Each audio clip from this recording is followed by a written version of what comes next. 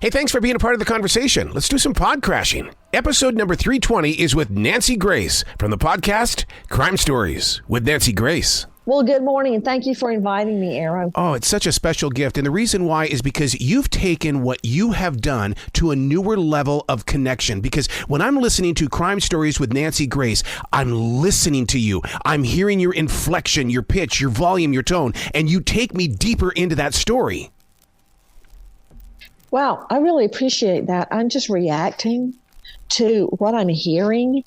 And as I like to tell the Crime Story staff, we think of them, or they think of them, as stories. But these so-called stories, they're cases. They're real people that have gone through real trauma and are suffering real pain that we can only help with real justice, and I want to help give it to them. I don't know where you found the strength to share the story about Corey, 6 years old, and his dad wanted him to have that beautiful body. See, I know you know. I mean, I was so in. I cried. Well, it's okay. Yes, I've cried. I could never do that in front of a jury, right? Because people always talk about women having hysterics, or if you cry, oh, you're weak. I don't know. You'd have to have a heart of stone not to shed a tear over what happened to 6-year-old Corey. And the more I looked at that video, I quit crying, and I got so angry yesterday in court. The father, and we see it on video, there's really no question that he did it, forcing his 6-year-old son, who was very thin and frail, onto a treadmill over and over and over when it would throw the boy off.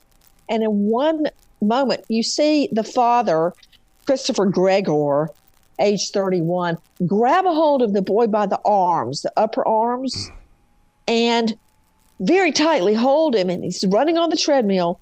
And the father reaches down and bites the little boy on the head. And the boy's head goes down, and he makes a face like, ouch. The boy died, covered in bruises, with contusion, i.e. bruising to the heart and the liver.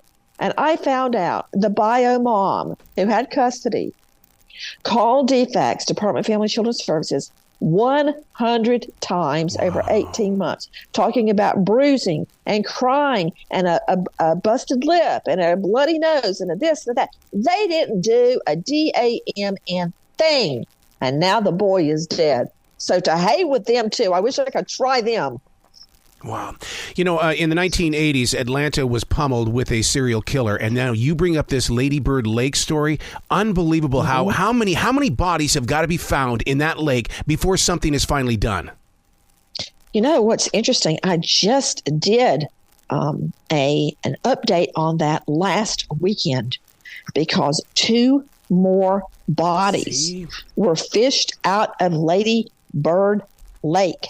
And I keep saying, guys, I know the police are saying it's all natural causes, but the town of Austin, the city of Austin, is living in fear that the so-called Rainy Street Ripple has struck again.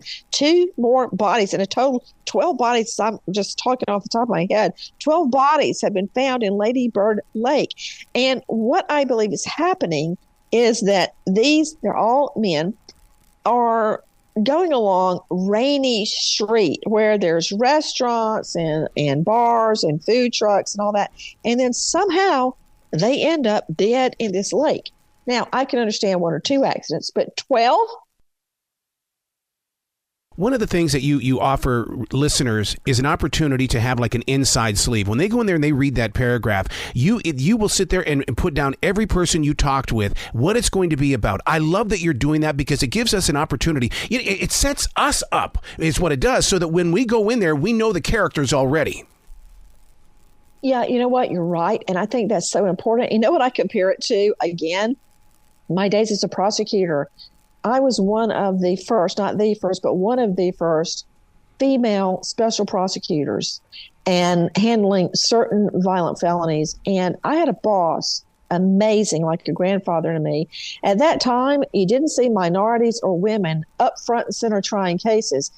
Other offices kept them in the background doing appellate work or deadbeat dad collections or over in juvenile justice where there are no juries. But Mr. Slayton believed if you can work it and you can try your case and you can get justice for the victim, I don't care who you are or whether you're wearing skirts or pants or where you were born, get in there and fight. And he gave me the opportunity to become a trial lawyer. And I would tell a jury, this is what I'm going to show you. This is what happened. And these are the witnesses I'm going to bring on. And let me tell you, sometimes I'd have to go to hell to get a witness to put the devil in jail. But I tell the jury up front, this guy, he's got a rap sheet. He's got a record. Who do you think the defendant's hanging out with? Nuns and priests and virgins? No, this guy. But he can see and he can hear. He's going to tell you what he saw and heard that night. I like to tell people up front what they're going to hear and what I think I can prove. Wow. The cardboard box burglar. I had to laugh about that because it's like, my God, you're taking simplicity. But then where I twist in that story, 3 heists. How did he get away with it 3 times? Typically, I really enjoy a good laugh. Yes. Why? Because in most of my cases, 1 or more people are dead. I assume you're talking about the surveillance video that was unearthed showing a bandit wearing a box. Yep. And it goes over his head and it comes down just below his shoulders and he burglarizes supermarkets. Now, this guy was finally caught. His name is Claude Griffin Jr. And he's old enough to know better. He's 33. He'd break into glass displays with iPhones. This guy with a box on his head stole nearly $40,000 worth of stuff. Now, you know what? You may laugh it off, but I remember prosecuting the then youngest person in Atlanta for multiple murder, aggravated assaults, for going into a pawn shop for dope ropes, as we call them, gold chains, and gunning down everybody in his path. And starts off as a robbery. You want some gold chains? You want some iPhones? And it turns into murder. You never know what's going to happen. So while this guy, he's a complete idiot. There he is. I pulled it up when you told me. I'm looking at him again, and there he is making off with nearly $40,000 worth of goods. But the idiot, he enters masked, but then after he leaves, he takes the box off his head. So there you go. Wow. Your crime alerts, I love them. I look forward to those because they're short, to the point, and I'm up to date. Yeah, and we go all, thank you, number one, we go all over the country to find crime alerts. And I like to usually include one case, if I can, a case with some levity to it, like the cardboard box bandit that robs grocery stores, that. And then I turn to a more serious case, and I always like to include a missing person or unsolved case at the end, because you never know where you're going to get your next tip.